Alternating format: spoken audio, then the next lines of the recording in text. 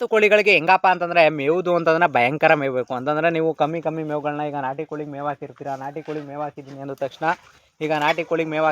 ತಕ್ಷಣ ನಾಟಿ ಕೋಳಿ ಮೇವನ್ನ ಬಿಟ್ಬಿಟ್ರೆ ಸಾಕಾಗುತ್ತಾ?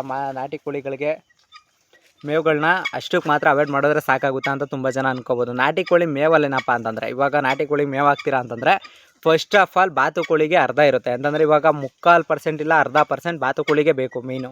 ಬಾತುಕೋಳಿಗೆ ಮೇವು ನೀವು ಎಷ್ಟು ಹಾಕ್ತೀರಾ ಅಷ್ಟು ಮೊಟ್ಟೆಗಾಗಲಿ ಮತ್ತು ಬೇಗ ಡೆವಲಪ್ ಆಗೋದಾಗಲಿ, ಬಾತುಕೋಳಿಗಳು ಬೇಗ ಡೆವಲಪ್ಮೆಂಟಿಗೆ ಬರೋದಾಗಲಿ ಅನ್ನೋದೇನಪ್ಪ ಅಂತಂದರೆ, ಇಲ್ಲಿ ನೋಡ್ತಾ ಇರ್ಬೋದು ಮೂಟೆ ಮುಡುಗ್ಬಿಟ್ಟಿದ್ದೀವಿ. ಬಡ್ಡಿ ಮಗನ ಮೂಟೆನೇ ಬಿಡ್ತಾಯಿಲ್ಲ ಅಂತಂದರೆ ಈ ಥರದ್ರಲ್ಲಿ ಮೂಟೆಗಳನ್ನ ಬಿಟ್ಕೊಡೋಕ್ಕಾಗಲ್ಲ. ಆ ಥರದ್ರೆಲ್ಲ ಒಂದಷ್ಟು ಪ್ರಾಬ್ಲಮ್ಸ್ಗಳು ಅಂತಂದರೆ ಬಾತುಕೋಳಿ ಇತ್ತು ಅಂದರೂ ಪ್ರಾಬ್ಲಮ್ಸ್ ಐತೆ, ಬಟ್ ಅದರ ಉಪಯೋಗನೂ ಐತೆ.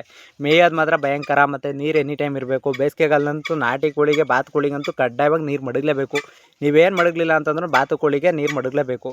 ಆದ್ದರಿಂದ ಹೇಳ್ತಾ ಇರೋದು ನಿಮಗೆ ಹೆಚ್ಚಾಗಿ ಏನಪ್ಪ ಅಂತಂದರೆ ಈ ಟೈಮ್ಗೆ ನೀರು ಮಡಗಿ ಮತ್ತು ನೀರಿಡಿ. ಮತ್ತು ನೀರನ್ನ ಒಂದಷ್ಟು ಅದಕ್ಕೆ ಎಲ್ಲಂತೆ ಅಂದ್ರೆ ನೀವು ಫಾರಮ್ ಹತ್ರ ನೀರು ಮುಡ್ಬಿಟ್ರೆ ಯಾವುದಾದ್ರೂ ಪ್ರಾಣಿ ಪಕ್ಷಿಗಳು ಎಲ್ಲನೂ ಕುಡಿತವೆ. ಅದಕ್ಕೆ ಅಚ್ಚುಕಟ್ಟಾಗಿ ನೀರು ಇಟ್ಕೊಳ್ಳಿ. ನೀರನ್ನ ಚೆನ್ನಾಗಿ ಮುಡುಗೋದ್ರಿಂದ ನಿಮಗೆ ಡೆವಲಪ್ಮೆಂಟು ಮತ್ತು ಪ್ರತಿಯೊಂದಕ್ಕೂ ಚೆನ್ನಾಗಿರುತ್ತೆ ಫ್ರೆಂಡ್ಸ್.